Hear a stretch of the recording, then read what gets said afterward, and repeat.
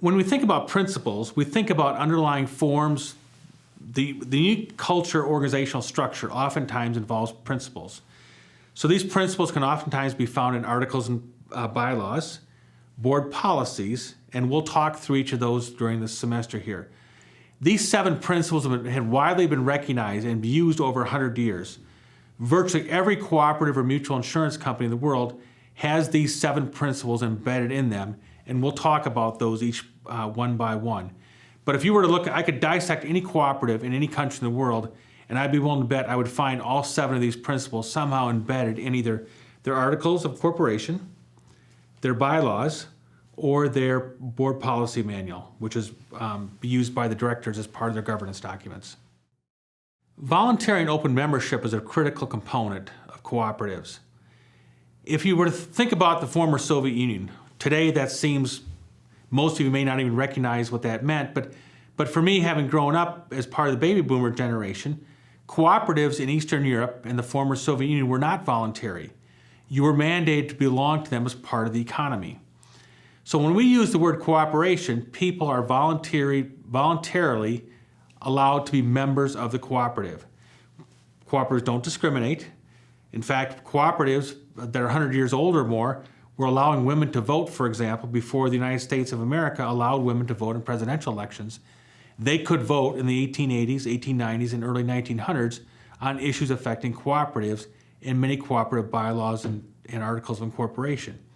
So they're voluntary, they don't discriminate, they don't force people to do their business through them, and as volunteer organizations then, there's often a sense of volunteerism that is embedded inside that cooperative. When you think about democratic control, oftentimes the easiest thing people think about is one member, one vote. So each person has an equal vote in the cooperative. In a food cooperative, if I buy a large number of products, I have the same vote as a person who might only be buying 1 or 2 products.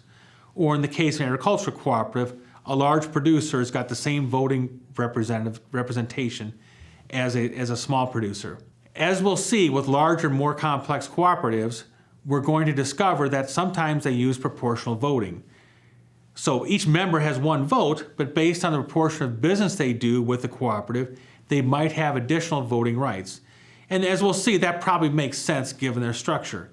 But the typical cooperative, credit union, mutual insurance company is linked with 1 member, 1 vote, regardless of how big you are, regardless of the size of your farming operation or your household, regardless of the sales volume that's being done. Typically, people argue that 1 member, 1 vote is a useful and a good way to do things. What we've found is that when we actually talk about a business strategy perspective, it doesn't mean that the cooperative tries to be all things to all people. So like any business, anytime we talk about a business strategy, the cooperative tries to align itself on its customers. So if it has a number of customers that are large farmers, for example, or large groups of consumers, it will align its business strategy based on those individuals, even though they've only got one vote. So from a practical sense, each person is 1 member, 1 vote, but a cooperative is no different than any other business. It recognizes who its customers are, it tries to align its business strategy on its customers, and if it does that successfully, those who are the larger producers or larger consumers in the group don't feel like they're being threatened by the 1 member, 1 vote limitation, as some people might think about that. So cooperatives are participatory organizations. People participate in governance, democratic control. They also participate in the economic benefits. So typically we think about the economic benefits as being patronage. And what is patronage? You patronize, in other words, you do business with the cooperative or mutual insurance organization. At the end of the year, the sales are determined for the cooperative's year. All the costs are subtracted in a very simplistic sense. The board of directors decides what reinvestment has to be made, and whatever is left over, net income or net profits, then are distributed based to the members based in proportion to how much business they did. So if I do 1% of the business in the cooperative during the course of a year, the expectation is that I should share in 1% of the economic benefits. In this case, the net income or net profit at the end of the year are what I should benefit from. As we'll see when it comes to the module on cooperative finance, sometimes these are called net savings, Sometimes it's called net income. Sometimes it's called net profits. But essentially, in a very highly simplistic sense, the cooperative looks at all of its gross revenues or sales, subtracts its costs, makes sure it has money to reinvest in assets and keep the equipment in good condition and make any new asset purchases or capital expenditures that the cooperative needs to carry the cooperative into the future, and the members get whatever's left over. So they participate based in the percentage or proportion of business that they did with the cooperative. So this concept of proportionality is very, very critical in understanding a cooperative. We don't vote proportionality in a cooperative. We vote on typically democratic control, but we do recognize that economic benefits should flow based on the proportional business that a consumer or a producer does with the cooperative. We often say that cooperatives are self-help organizations, and so people say, what does that mean? They have members. The members are volunteers, and so the members voluntarily contribute their labor, in some cases, the cooperative, their labor in terms of governance on the board of directors, although, as we'll talk about, board compensation should be allowed for people on the board. But really when we think about self-help is, it's okay for a cooperative to develop a hybrid, what we call a hybrid structure. So in the law school class on cooperatives, we talk a bit about these state statutes that allow for hybrid forms of structure, where non-members can have equity in the cooperative. However, they can never have majority vote. So for example, it might be okay to allow an outside member to purchase preferred stock, for example, a term we'll see in the module on finance. However, that preferred stock does not have voting rights, and the members still control the organization. So it's okay for members to look to outside banks to have debt, for example. It's okay for them to go issue preferred stock if they're willing to pay the cost and registration fees with the Security and Exchange Commission or the similar organization if you're outside the United States. It's okay for them to look for people to make investments in their cooperative as long as the cooperative itself has democratic control and the members have voting rights, majority voting rights in the cooperative. And that's why you see many cooperative statutes in each state says that the membership shall be farmers, active agricultural producers in the case of an agricultural cooperative. In the case of a consumer cooperative, they'll say it can be consumers, and those consumers can be anyone doing business with the cooperative. So typically the incorporation statutes describe the type of person, agricultural producer, or consumer that can be a member of the cooperative. Those are the individuals that then are the ones who control the board of directors and the voting rights in the cooperative. When we think about education, as an educator myself, it's very interesting to see the different models being used for cooperative education throughout the world. For example, many universities, when I say universities, typically it's land-grant universities like the University of Minnesota, they have someone on faculty, such as myself, who does the quote-unquote co-op education leadership for that state. So in terms of my education program, I work with boards of directors of cooperatives in the state of Minnesota. I also work with boards of directors in other states. My counterparts, for example, at North Dakota State University in the Quentin Burdick Cooperative Center, or at Iowa State University, or at Oklahoma State University, or at Kansas State University, or other universities, we work together on a number of education programs jointly across the United States. So we do a number of education aimed at students. We do a number of education aimed at interns. We do a number of education programs aimed at adults who serve on board of directors and are members of cooperatives or mutual insurance organizations. Cooperatives themselves also do education. So they contribute to endowments that do these. They contribute to scholarships in the local community. They contribute to education for their employees. Oftentimes the annual meeting has a education component where they'll bring in someone to provide something. In the case of an agricultural cooperative, a common topic today is succession planning among their farm or ranches. A speaker will come in and talk about this transitioning the family farm. So cooperatives do a number of things from an education standpoint to educate their members about what a cooperative is. We also do a lot of education with policymakers because many people, for example, if all you're doing is going through a business school, you never see the word cooperation or mutualism. we have to do a lot of education with policymakers and elected representatives who may not be a member of a cooperative or not understand the unique tax laws, the unique governance structures.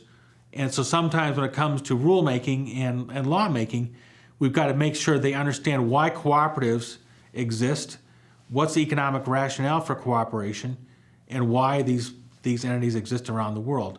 So there's a lot of education that's being done. In many years past, it was very common in bylaws of cooperatives where they might have had a statement saying 10% of all the net earnings from the previous year, or net savings, or local earnings, will be used for education. So it's similar, it's a tithing type thing. So many cooperatives had in their written documents when they were first formed saying they would tithe 10% of their income to education. Now over time, that becomes unwieldy, and sometimes these written formulas, a co-op may want to spend more money or less money in education.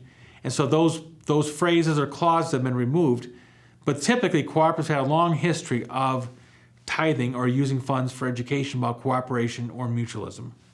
The sixth principle of cooperation refers to cooperation among co-ops.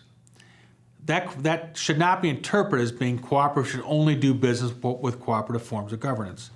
What that means is, if it makes sense and business sense, co-ops should do business with other cooperatives. It may not always make sense. In some cases, it makes a lot of sense. So what has happened over time is we have co-ops joining together with other co-ops to form, in this case, a wholesaling cooperative. So think about hard work for a long time. True Value, for example, was a cooperative. That cooperative was owned by other cooperatives, mom and pop hardware stores, farm supply cooperatives, and other people who did business. They formed together a wholesaling cooperative to supply them with hardware needs. In the grocery industry, we have several large wholesale grocery cooperatives. So other co-ops joined together, independent grocers, retail grocers, names you would know, formed entities like Associated Wholesale Grocers in Kansas City. So there's cooperation among co-ops to form other co-ops to help service their needs. So those are typically what we call federated models. Those models exist all around the world. And so we find oftentimes cooperatives, if it makes business sense, doing business with other cooperatives. What you often find is cooperatives or mutuals were formed for social purposes. So oftentimes this was an unmet need, as we'll discuss in one of the modules for this class. Or sometimes it was formed for social reasons. So fraternal benefit societies, for example, were oftentimes formed around religion. So I'm Catholic, I'm a member of the Knights of Columbus. They offer insurance, life insurance. That is a mutual form of business which is linked to a fraternal benefit society. So the social purpose was to help people provide life insurance, make a promise, and then keep that promise. And the social network, if you will, was being Catholic. So we've seen a number of entities like Knights of Columbus, like Thrivent, and other type names you would know, who were formed for social purposes. Oftentimes food cooperatives are formed for social purposes. Sometimes the members were looking in the early days for a source of organic products and couldn't get that at a conventional grocery store. Sometimes they're looking for non-genetically modified products and their conventional grocery store did not carry those products, and so their food cooperative might carry that. So oftentimes when you look at cooperatives, their formation, their birth story, if you will, was built around a social purpose, and those social purposes are very much embedded in their governance documents. What we observe is over time, over decades or even 100 years now in the case of many U.S. cooperatives, if a cooperative is going to succeed, they have to achieve beyond their social purpose. They have to achieve an economic purpose. But it's possible for them to have a social purpose and an economic purpose. So many people go to Spain, for example, to look at the worker cooperative movement with Mondragon. And those worker cooperatives have become very big. The kibbutzim, for example, in Israel, those agricultural cooperatives were land-owning cooperatives. Some have been very successful beyond when they were first formed. Some have not. So it's very important to look at their economic purpose if a cooperative is to survive.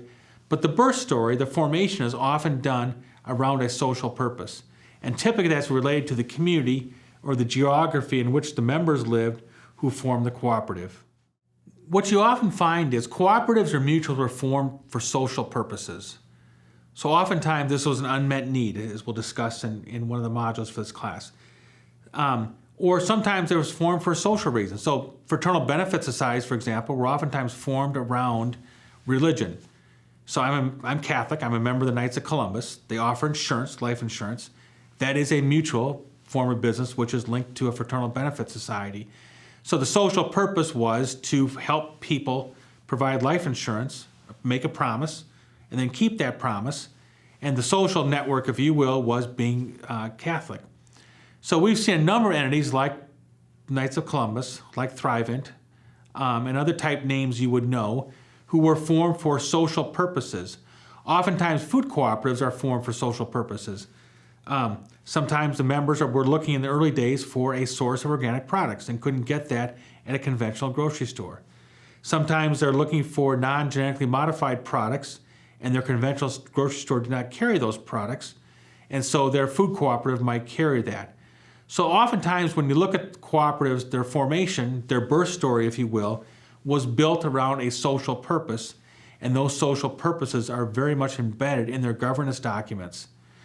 What we observe is over time, over decades or even 100 years now in the case of many U.S. cooperatives, if a cooperative is going to succeed, they have to achieve beyond their social purpose.